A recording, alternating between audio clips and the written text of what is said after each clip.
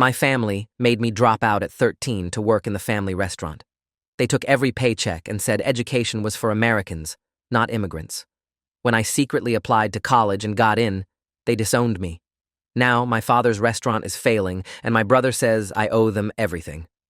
My brother Min was waiting outside my apartment building when I got home from work, leaning against his car with his arms crossed and that expression on his face, the one that said he was about to deliver a lecture disguised as a request. I'd seen that look 1,000 times growing up, usually right before he told me I wasn't working fast enough or cleaning thoroughly enough or being respectful enough to our parents. He straightened when he saw me, and I noticed how much older he looked than the last time we'd spoken 3 years ago. His hair had more gray in it, his face more lines. Running Faux Saigon was aging him the way it had aged our father.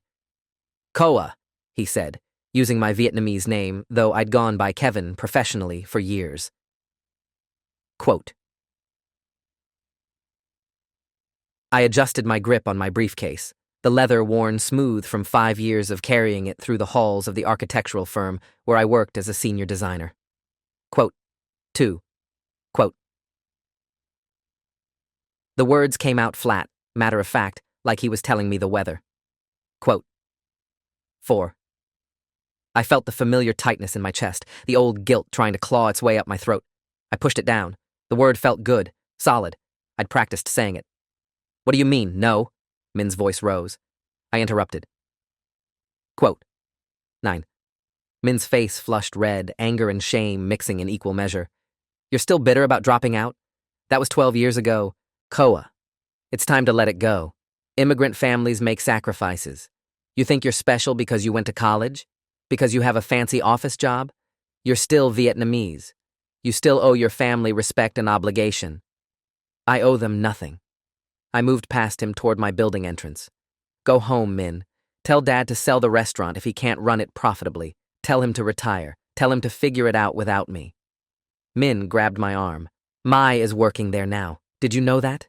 Your little sister, 14 years old, working 40 hours a week because we can't afford to hire enough staff. She's doing what you did, what I did, keeping the family afloat. The words hit like a punch to the stomach. My baby sister, who'd been 7 when I left, who I'd tried to shield from the worst of it. She should be in school. She is in school, Min said. She goes to classes in the morning, works the restaurant in the afternoon and evening, just like you did. But she's not as strong as you were. She's exhausted all the time. She's failing classes. Mom cries about it, but what choice do we have? The restaurant needs workers, and we can't pay outsiders when family can do the work for free. The manipulation was so obvious it made me angry. Don't do this. Don't use Mai to guilt me into helping. I'm not guilting you. I'm telling you the truth. Your sister needs you. Your family needs you. Dad is too proud to ask, but I'm not. We need money, and we need your business expertise. You understand finances, marketing, management, things Dad never learned. You could save Faux Saigon if you wanted to. You just have to stop being selfish and put family first for once. For once? The words burst out of me.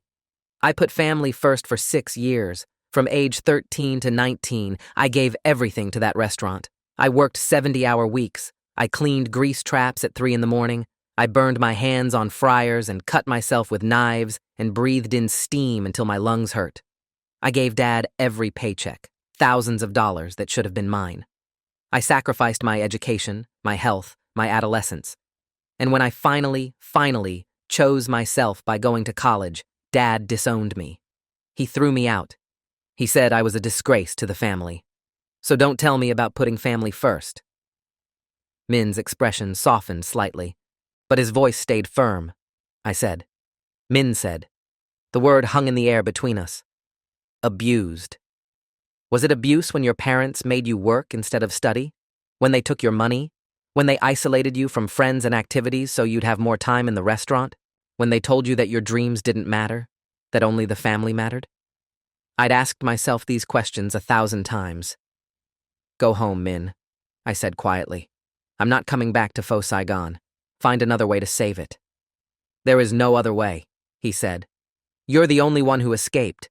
You're the only one with resources and education and options. The rest of us are trapped. We've been carrying the weight you dropped when you left. Now it's your turn to carry it again. He pulled an envelope from his jacket and held it out. Here, from Dad. He wanted me to give you this. I didn't take it. Quote, 31. Quote, 32, Min insisted. Quote, 33. Against my better judgment, I took the envelope. Min nodded, satisfied, and walked back to his car. I watched him drive away before going upstairs to my apartment, a one-bedroom in a decent neighborhood, the first place I'd ever lived that was truly mine. Inside, I dropped my briefcase, poured a glass of water, and stared at the envelope. My father's handwriting on the front, Koa. Just my name, written in the careful, precise strokes he'd learned as a child in Vietnam before the war, before the immigration, before the restaurant that had consumed his life and nearly consumed mine. I opened it. The letter inside was short, written in Vietnamese. Con Tri, your brother tells me you have done well for yourself. I am glad. But success means nothing without family. You learned everything you know at Fo Saigon. Your work ethic, your discipline, your understanding of business, these came from the restaurant, from me. You owe your success to the foundation I gave you. Now I am asking you to repay that debt. Not for me, but for your mother, for your brother, for your sister, for the family that sacrificed so you could have opportunities. Come home. Help us. This is your duty as a son. Ba. I read it 3 times, feeling the familiar cocktail of emotions. Guilt, anger, obligation, resentment. He was framing my success as his creation, as if the years I'd worked for him had been a gift rather than exploitation, as if I owed him for the privilege of being worked like an adult while I was still a child. But the part about Mai got to me. My little sister, working the same exhausting hours I'd worked, sacrificing her education the same way I had. The difference was that I'd eventually escaped. What if Mai couldn't? What if she spent the next 6 years trapped at Fo Saigon, and then another 6 after that, until she was 30, and her youth was gone, and she'd never lived any life except the one our parents had chosen for her? That night, I couldn't sleep. I kept thinking about Mai, about 13-year-old me, skinny and exhausted, falling asleep over homework I didn't have time to complete. About the teacher, Mrs. Kowalski. Damn, I can't use that name. Mrs. Brennan, who'd pulled me aside in 8th grade and asked why I was always tired, why my grades were dropping, why I looked like I hadn't eaten a proper meal in weeks. I'd lied to her, said everything was fine. 2 weeks later, my father pulled me out of school permanently. Quote 35, he'd said. You need to work. School is for Americans who have the luxury of wasting time. We are immigrants. We work. That's how we survive. I'd believed him then. Believed that my suffering was necessary, that it was noble, that it was what family meant. It took me years to understand that what he'd done was wrong, that child labor laws existed for a reason, that taking your child's entire paycheck was theft, that I'd been abused, even if it had been wrapped in the language of cultural tradition and family obligation. At 3 a.m, I made a decision. I'd go to Fo Saigon, not to help my father, but to see Mai, to understand what was really happening, to figure out if I could save her the way no one had saved me. The next day was Saturday. I called into work and told them I needed a personal day, then drove the 45 minutes to the old neighborhood where I'd grown up.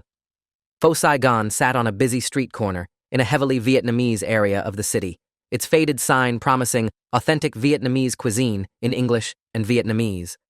The building looked shabbier than I remembered, paint peeling, windows grimy, the parking lot cracked and weedy.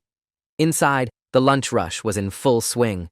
The restaurant was about half full, customers hunched over bowls of pho and plates of spring rolls. My mother stood at the register, just as Min had said, her hair completely white now, her face lined with exhaustion. She looked up when I entered and froze, the color draining from her face. Koa? Her voice cracked on my name. Is it really you? Hi, Ma. The Vietnamese word for mother felt strange in my mouth after years of not using it. She came around the register and grabbed my hands, tears streaming down her face. You came back. You came home. Boss said you wouldn't, but I knew you would. I knew my son would come back to help his family. The assumption that I was there to help, not just to visit, irritated me. But I pushed down the feeling and asked, Where's Mai? My mother pointed toward the kitchen. Working. She's been here since 11. She'll be happy to see you. She asks about you sometimes. We tell her you are doing well, but that you are very busy. Too busy for family. The guilt trip was immediate and obvious. I ignored it and walked toward the kitchen, pushing through the swinging doors into the chaos behind the scenes. The kitchen was exactly as I remembered. Cramped, hot, loud, dangerous. Giant pots of broth bubbled on industrial stoves. Steam filled the air, making it hard to breathe. The floors were slick with grease and water. And there, at the prep station, was Mai. She looked so small, drowning in an oversized apron, her hair pulled back in a messy ponytail, her hands moving quickly as she sliced vegetables. Her face was drawn, exhausted, and when she looked up and saw me, I saw something in her eyes that I remembered from my own reflection at her age. Hopelessness. Koa? She set down her knife and stared. Is it really you? I crossed to her and pulled her into a hug. She felt fragile, too thin, and when I stepped back, I saw the burns on her forearms, small, circular scars from hot oil, just like the ones I had. I heard you were working here, I said. I wanted to see you. Did you come back to help? Her voice was eager, desperate. Everyone says if you come back, you can fix everything. You can make the restaurant successful again. Then maybe I won't have to work so much. Maybe I can have time for school, for friends, for... She trailed off, as if articulating what she wanted was dangerous. I'm not here to help the restaurant, I said carefully. But I want to help you. Tell me what's going on. Tell me the truth. Mai glanced toward the door, making sure no one was listening, then said quietly, I hate it here. Koa, I hate it so much. I'm so tired all the time. My grades are terrible. I had to quit the soccer team because I don't have time for practice. My friends stopped inviting me places because I always have to work. Mom and Dad say it's temporary, that once the restaurant is profitable again, I can go back to normal life. But it's never profitable. It's always struggling. And I'm always working. How many hours a week? I don't know. Maybe 40, 50, more during busy weeks. I come here after school every day at 3 and work until closing at 10. Then weekends I work lunch and dinner. Sometimes I have to come in before school too if we're short-staffed. That's illegal, I said. Child labor laws limit how many hours 14-year-olds can work, and they require work permits and parental supervision that actually protects the child, not exploits them. I know, Mai whispered. I looked it up. But when I told Mom and Dad, they said American laws don't apply to family businesses. They said I was being selfish and disrespectful for complaining. They said you worked twice as hard at my age and never complained. I complained, I said. They just didn't listen, and I was wrong not to fight harder. At that moment, my father emerged from the back office. He was smaller than I remembered, shrunken by age and stress, but his eyes were the same, hard, judgmental, unyielding. He saw me and stopped. So, you came. His voice was flat, emotionless. Min said you came to see Mai, not to help. Is that true? That's true, I said. I came to see what's really happening here. What's really happening is we are working hard to keep a business alive like we have always done, like you should have continued doing instead of abandoning your family for selfish pursuits. The old anger flared. College wasn't selfish. It was survival. You were killing me here, Ba, slowly but surely. If I'd stayed, I'd be like Min, 35 years old with no education, no options, no life outside this restaurant. Min is a good son, my father said coldly. He understands duty and obligation. You understand only yourself. I understand that what you did to me was wrong, I said, and what you're doing to Mai is wrong. She's 14. She should be in school, playing sports, spending time with friends, not working 50 hours a week in a kitchen. She is learning valuable lessons about work and sacrifice and family loyalty. She's learning that her dreams don't matter, that her health doesn't matter, that she's a tool for the family to use, not a person with her own life to live. That's what I learned here. Is that what you want for her? My father's face flushed with anger. Quote, 73. Quote, 74. I said, my voice rising. Quote, 75. My mother appeared in the doorway, wringing her hands. Quote, 76. Quote, 77, my father said. Quote, 78. Quote, 79, I said. I turned to Mai. Quote, 80. She looked at our parents, then at me, fear and hope warring in her expression. Finally, quietly, she said, quote, 81, quote, 82. My mother gasped. Quote 83, quote 84. She looked at me. Quote 85, quote 86. I said firmly. Quote 87. My father stepped closer, his voice low and threatening. I kept my voice calm. The kitchen went silent. Even the sounds from the dining room seemed to fade. My father stared at me with an expression I'd never seen before. Part shock, part rage, part fear. You would destroy your own family's livelihood, he said. You would put your parents on the street. You would ruin us. I would protect my sister, I said. The same way someone should have protected me. If you won't let Mai go back to school and have a normal life, then yes, I'll report you. I'll make sure the state investigates every aspect of how you run this restaurant, including the years you employed me illegally as a minor, taking my entire paycheck without proper documentation or taxes. I kept records, Ba. I have proof of everything. This was a bluff. I had some records, old pay stubs I'd kept, a diary I'd written documenting my hours and the treatment I'd received. But I wasn't sure it was enough to build a legal case. Still, my father didn't know that. He took a step back, his face pale. I said. My mother was crying now, soft, broken sobs. Quote 98. Quote 99, I said. Quote 100 dollars. Min appeared in the doorway, breathing hard like he'd been running. What's going on? The servers said there was shouting. Your brother is threatening to destroy us, my father said. He's threatening to report us to the state, to use his precious education to ruin his own family. Min looked at me, betrayal and anger in his eyes. Is that true? You'd actually do that? Only if Ba keeps exploiting Mai the way he exploited me. If he lets her go back to school full-time, if he hires proper staff to replace her, if he stops treating his children like unpaid employees, then no, I won't report him. But if he continues, if he keeps using her, then yes, I'll do whatever I have to do to protect her. Min shook his head slowly.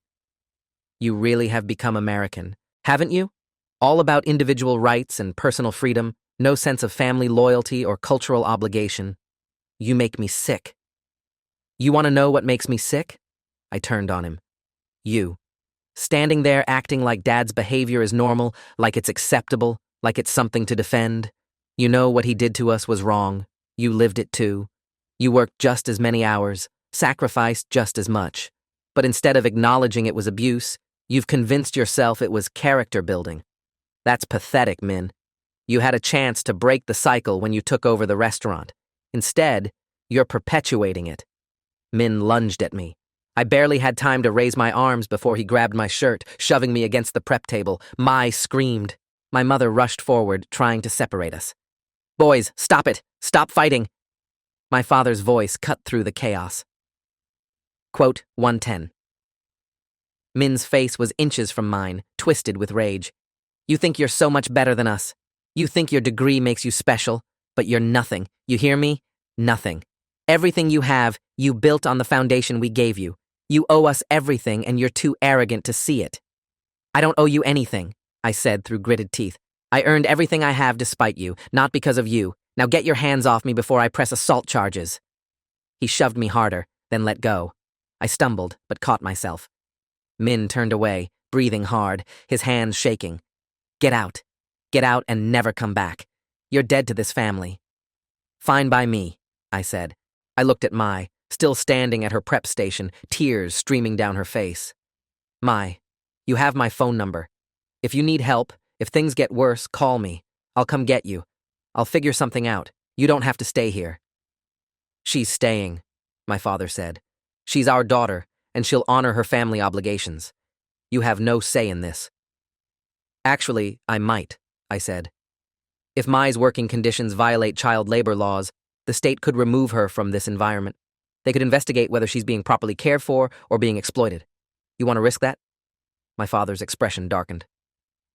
Quote 121. Quote 100. I moved toward the door, then paused. Quote 123. I walked out through the dining room, past the customers who'd clearly heard raised voices, past my mother crying at the register, past the faded photos on the wall showing my father as a young man, newly arrived in America, dreaming of success.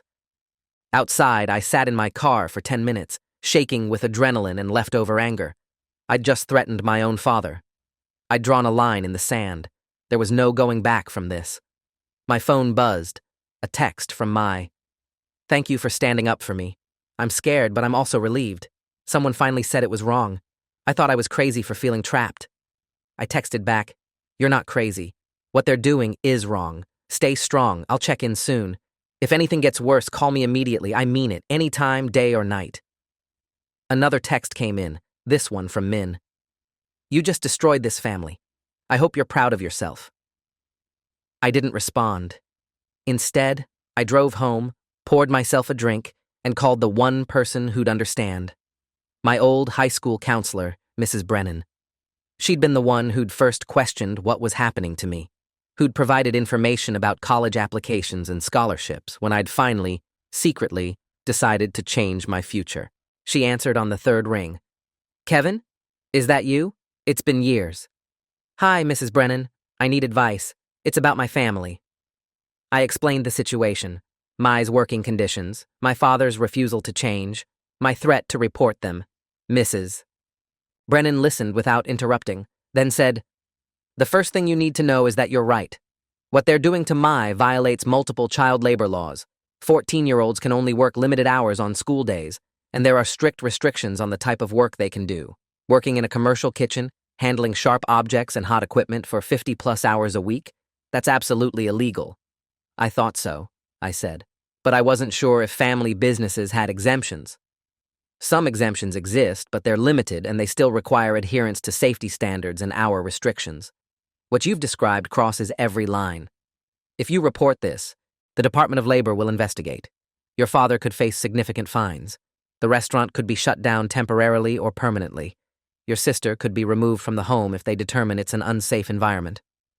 "Would reporting them be the right thing to do?" I asked. "Or would I just be destroying my family out of spite?" Mrs. Brennan was quiet for a moment. "Kevin, I remember when you were my student. I remember how exhausted you looked, how your grades dropped, how you withdrew from everything.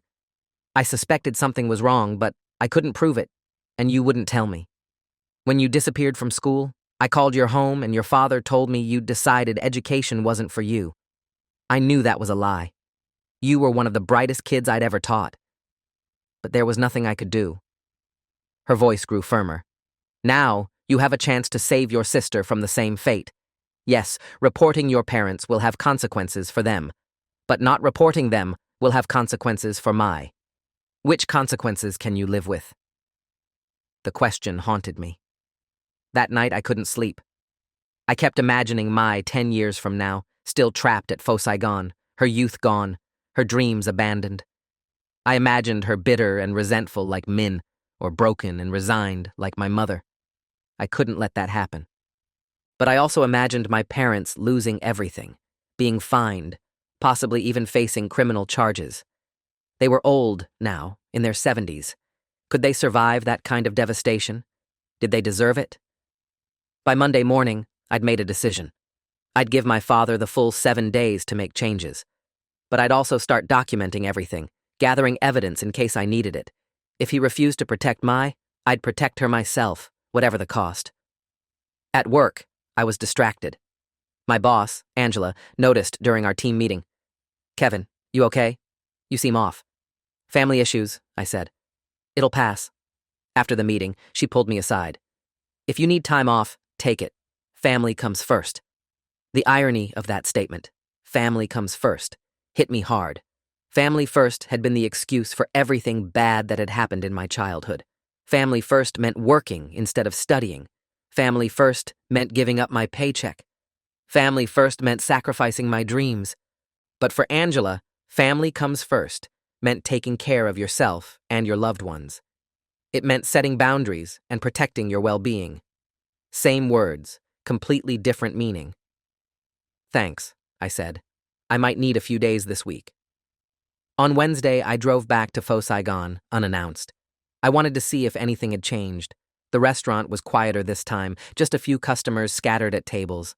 My mother saw me enter and her face tightened with anxiety. "Koa, why are you here?" "I want to see Mai. Is she working today?" My mother hesitated, then nodded toward the kitchen. I pushed through the doors and found Mai at the same prep station, wearing the same exhausted expression. When she saw me, relief flooded her face. "You came back." "I said I would. How are things? Did Ba reduce your hours?" She shook her head. "He's angry, really angry. He yells at me more now, says I'm ungrateful like you. But he hasn't changed anything. I'm still working the same schedule." Rage bloomed in my chest, hot and sharp. "Where is he?" "In the office." I walked to the small office at the back of the kitchen and pushed open the door without knocking. My father sat at a battered desk, going through receipts and bills, his face drawn with stress. He looked up and his expression hardened. I told you to stay away. You had 7 days to change Mai's working conditions. It's been 3 and nothing's different. She's still working 50-hour weeks. So I'm giving you a final chance. Reduce her hours to legal limits. No more than 18 hours per week during the school year, with restrictions on school nights. Hire additional staff to replace her. Let her be a teenager, or I file my report. My father stood, his hands gripping the edge of the desk. "You want me to hire staff? With what money? I can barely pay the suppliers I owe. I can't afford to hire anyone. That's why I need That's why I needed you. Family works for free because we are all in this together. If I pay wages to strangers, there's no profit. The restaurant fails. We lose everything. Is that what you want?" "What I want is for you to run a sustainable business that doesn't exploit children," I said. "If you can't afford to pay employees, then you can't afford to run a restaurant. It's that simple. Your financial problems don't give you the right to use your daughter as free labor." "She's not free labor. She's family contributing to the family business. This is how it works in our culture. You've become so American, you've forgotten where you came from." "I haven't forgotten anything," I said. "I remember every exhausting day, every burn, every cut, every night I fell asleep over homework I was too tired to complete. I remember you taking my paychecks and telling me it was for the family's good. I remember asking if I could go to the science fair and you said no, the restaurant needed me. I remember wanting to join the soccer team and you said it was a waste of time. I remember all of it, Ba. And I remember promising myself that if I ever got out, I'd never let anyone else go through what I went through." My father's face contorted with anger and something else. Guilt, maybe, or shame. Quote, 159. Quote, 160, I said. Quote, 161. Quote, 162, he said flatly. Quote, 163. Quote, 164, I said. The words felt brutal but necessary. Quote, 165. Quote, 166. My father said, his voice breaking. Quote, 167. For the first time, I saw him not as the tyrant of my childhood, but as a frightened old man watching his life's work crumble. It didn't excuse what he'd done, but it contextualized it. His identity was wrapped up in this restaurant. Losing it meant admitting failure. It was for raising 3 children who survived and made lives for themselves, I said more gently. Min is managing the restaurant. I'm a successful architect. Mai is smart and capable with her whole future ahead of her. That's what it was all for, Ba. Not the building or the business, but us, your children. And we turned out okay despite everything, not because of the restaurant, but in spite of it. He sat down heavily, suddenly looking every one of his 73 years. You really think I abused you? You think I was cruel? Yes, I said honestly. I think you took someone else's template for success, work hard, sacrifice, put family first, and applied it so rigidly that you couldn't see you were hurting your children. I think you conflated suffering with virtue. I think you believed that because you'd suffered to build this restaurant, we had to suffer too. But suffering isn't noble, it's just suffering, and forcing it on your children doesn't make them stronger. It just makes them damaged. He put his face in his hands. For a long moment, he was silent. Then, I don't know how to fix this. I don't know how to save the restaurant without Mai. I don't know how to survive without Fo Saigon. You'll figure it out, I said. The way people always do. You'll adapt, you'll change, you'll find a new path. But you can't do it by sacrificing Mai. She deserves better. We all deserved better. I turned to leave, then paused. I mean what I said. If Mai's still working full-time when I come back in 4 days, I'm filing the report. This is your last chance. Over the next 4 days, I barely functioned. I kept checking my phone, expecting angry calls from Min or my mother. Instead, silence. On day 6, I received a text from Mai. Something's happening. They've been arguing about money and the restaurant all week. I think they're making changes, but I don't know what. Day 7 was a Sunday.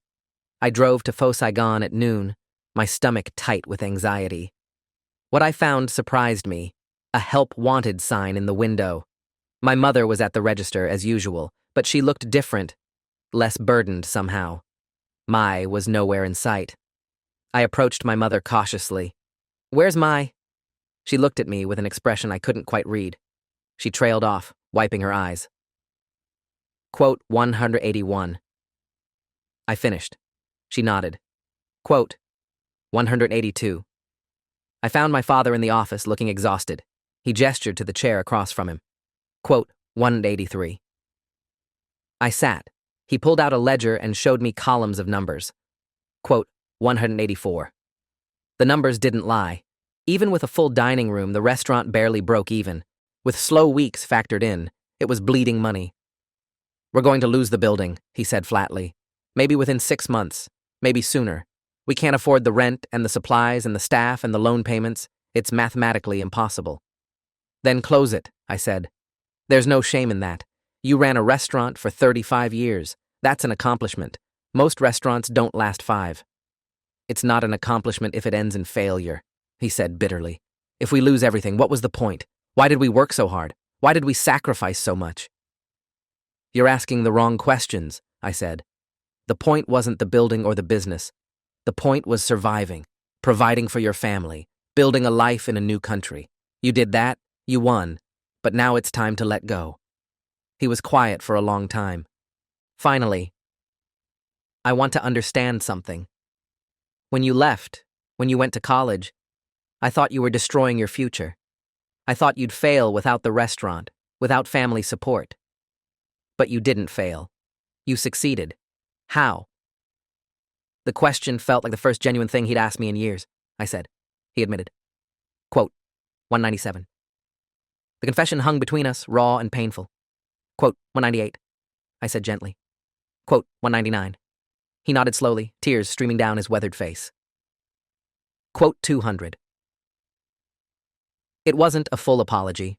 It wasn't everything I needed. But it was something. It was a start. Over the next 3 months, I watched from a distance as Faux Saigon's situation deteriorated. The new staff helped, but the finances were unsustainable. My father tried various desperate measures, a new menu, marketing campaigns, longer hours. Nothing worked. The restaurant was dying. Min called me one evening, his voice defeated. "We're closing. The bank is foreclosing at the end of the month. Dad is devastated. Mom won't stop crying. I don't know what we're going to do." "What do you want to do?" I asked. "Honestly, I'm relieved," he said. "I've spent 15 years running this place, and I hate it. I never wanted to take it over. I just felt obligated. But now that it's being taken away, I feel like I can finally breathe. Does that make me a terrible son?" "No," I said. "It makes you human. What will you do next?" "I don't know. I have no education, no real work experience outside the restaurant. I'm 35 with the resume of a teenager. Who's going to hire me?" "I might," I said. The words surprised both of us. "What?" "My firm is expanding. We need someone to manage our procurement and logistics. It's not glamorous, but it pays well and there's room for growth. You've managed suppliers, inventory, scheduling for years. Those skills transfer. If you want the job, I can recommend you." Min was silent for a long moment, then quietly, "Why would you help me? After everything?" "Because you're my brother," I said. "And because I understand what Faux Saigon did to you. You were trapped just like I was. The difference is you never tried to escape. Maybe it's time." "I don't deserve your help." "Probably not," I agreed. "But I'm offering anyway. Take it or leave it." He took it. A month later, with Faux Saigon closed and the equipment sold to cover debts, Min started working at my firm. He was awkward at first, uncomfortable with the corporate environment, but he learned quickly. Turned out he was good at logistics, at managing complex systems, at keeping everything organized. He was reliable and hardworking, and gradually my colleagues stopped seeing him as Kevin's brother who needed a favor, and started seeing him as a valuable team member. My parents moved into a small apartment, their nest egg gone, living on Social Security and the little bit they'd salvaged from selling the restaurant equipment. I helped them financially, not out of obligation, but out of choice. I set up a monthly transfer that covered their rent and basic expenses. My mother cried and thanked me. My father didn't say much, but he nodded, acknowledging the gesture. Mai thrived. Without the restaurant consuming her life, she rejoined the soccer team, brought her grades up, made friends. She started talking about college, about becoming a doctor. She had dreams again, and the space to pursue them. One Sunday, 6 months after Fo Saigon closed, my family gathered at my apartment for dinner. It was awkward at first. We'd spent so many years in conflict that peace felt foreign. But gradually, conversation began to flow. Min talked about a big project at work. Mai talked about her soccer team making the playoffs. My mother talked about the community center where she'd started volunteering. My father was quiet, but his face had lost some of its hardness. At one point, he looked at me and said, "You have a nice home. I am proud of what you've built." The words were simple, but they hit hard. It was the first time he'd ever said he was proud of me. I managed. After dinner, as everyone was leaving, my father pulled me aside. Quote, 2 to 20, he said. Quote, 21, quote, 2 do, I asked. He nodded. Quote, 2 do and 23. It wasn't eloquent. It wasn't dramatic, but it was real, I said. He nodded again, slower this time, processing. I said. Quote, 228. We stood in awkward silence for a moment, then he patted my shoulder, a rare gesture of physical affection, and left. After everyone was gone, I cleaned up the dishes and thought about how far we'd come. The restaurant was gone. The family I'd grown up with had been dismantled and rebuilt into something different. Relationships that had been defined by exploitation and resentment were slowly, tentatively transforming into something healthier. A year later, I received a call from Mrs. Brennan. I said yes. The student's name was Duke. When I met him at a coffee shop near his school, I saw myself at 16, exhausted, desperate, trapped between family loyalty and personal survival. I told him my story, all of it. The years working at Fo Saigon, the stolen paychecks, the dropped-out education, the secret college applications, the disownment, the years of estrangement. And finally, the reconciliation, the boundaries set, the family rebuilt on healthier terms. The most important thing I learned, I told him, is that your family can be wrong. They can love you and still hurt you. They can have good intentions and still cause damage. And you're allowed to say no. You're allowed to choose yourself. That's not selfishness. That's survival. Duke listened intently, asking questions, taking notes. At the end, he said, "My parents say I owe them everything, that they sacrificed to bring me to America and now I have to sacrifice for the family. How do I argue against that?" "You don't argue," I said. "Because they're not trying to have a logical discussion. They're trying to manipulate you with guilt. Instead, you make a plan. You document everything. Hours worked, money earned, any abuse or exploitation. You find trusted adults who can help, teachers, counselors, social workers. You research your options for college, for scholarships, for financial aid. And when you're ready, you make your choice and you accept the consequences." "What were your consequences?" he asked. "My family disowned me. I was alone for 8 years. I struggled financially, emotionally, psychologically. But I also became myself. I built a life I was proud of. I learned I could survive without them. And eventually, when I had the strength, I built a bridge back to them on my terms. Not their terms. Mine." Duck nodded slowly. "I'm scared." "That's normal," I said. I was terrified. But fear doesn't mean you're making the wrong choice. Sometimes fear means you're making a brave choice. Over the next 2 years, I mentored Duke and 3 other students in similar situations. I helped them navigate college applications, connected them with scholarship resources, advised them on dealing with family pressure. One by one, they escaped. One by one, they chose education over exploitation. Mrs. Brennan called it my second career. I called it repaying a debt, not to my family, but to my younger self. To the 13-year-old who'd worked until his hands bled, who'd believed his dreams didn't matter, who'd thought suffering was the only path to survival. I couldn't go back and save him, but I could save others like him, And I could teach them something I'd learned the hard way, that family is important, but it's not everything. That obligation has limits, that you're allowed to choose yourself, to set boundaries, to say no. That sacrifice is only noble if it's voluntary. That love shouldn't come with a price tag. 3 years after Faux Saigon closed, Mai graduated high school with honors and a full scholarship to university. At her graduation party, my father gave a speech.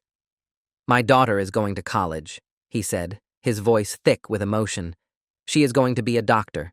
This is because she worked hard, yes, but also because her brother taught me that education is not just for Americans. It is for anyone who wants it. It is for immigrants, too, for our children, for the next generation. I learned this lesson too late to help my sons, but I learned it in time to help my daughter. That is something." The speech was imperfect, still tinged with the old beliefs, but it represented change, real change. After the party, Mai pulled me aside. "Thank you," she said, "for fighting for me when I couldn't fight for myself, for showing me there was another way, for proving that choosing yourself doesn't make you a bad person." "You would have figured it out eventually," I said. "No," she said firmly, "I wouldn't have. I would have ended up like Min, spending my life at a restaurant I hated, telling myself it was duty and honor when really it was just fear. You broke the pattern. You showed me I could break it too." 5 years after Faux Saigon closed, Min was promoted to senior logistics manager at my firm. He'd gone back to school part-time, earning a business degree in his late 30s. He'd started dating someone, a woman who worked in accounting, who treated him with respect and kindness. He'd built a life outside the restaurant, and it suited him. One day over lunch, he said, "I looked up from my food." I said, quote, 251. He smiled, something I didn't see often. "Yeah, I guess I did. Better late than never, right?" "Right," I agreed. 10 years after I'd threatened to report my father, after I'd drawn that line in the sand and refused to enable exploitation masquerading as family duty, I stood in my office looking at a photo on my desk. It showed my whole family, my parents, elderly but healthy, Min and his girlfriend, Mai in her medical school coat, and me. We were smiling, not the forced smiles of obligation, but genuine expressions of connection. We weren't a perfect family. We still had disagreements, still struggled with communication, still carried scars from the past. But we'd built something new from the ruins of what we'd been. Something based on choice rather than obligation, on mutual respect rather than exploitation, on love that didn't demand suffering as proof of loyalty. My parents never fully understood why I'd fought them so hard. They still occasionally made comments about how, quote, too fit for I'd become, how I'd lost touch with traditional values. But they'd stopped trying to guilt me into compliance. They'd accepted that I had boundaries, that I made my own choices, that my life was mine to live. And slowly, painfully, they'd learned to respect that. That respect, hard-won, carefully maintained, was worth more than all the years I'd spent being the perfect, obedient son, because it was real, it was honest, it was built on a foundation of mutual dignity rather than one-sided sacrifice. That was the real victory, not the college degree or the successful career or the financial stability. The victory was this. I'd broken the cycle. I'd chosen myself when it mattered most. I'd protected my sister. I'd set an example for others trapped in similar situations. I'd transformed suffering into purpose and pain into growth. And I'd taught my family, slowly, imperfectly, but undeniably, what love without exploitation looked like. That was justice. That was freedom. That was enough. Thanks for watching till the end. Make sure to subscribe and like to not miss the next story.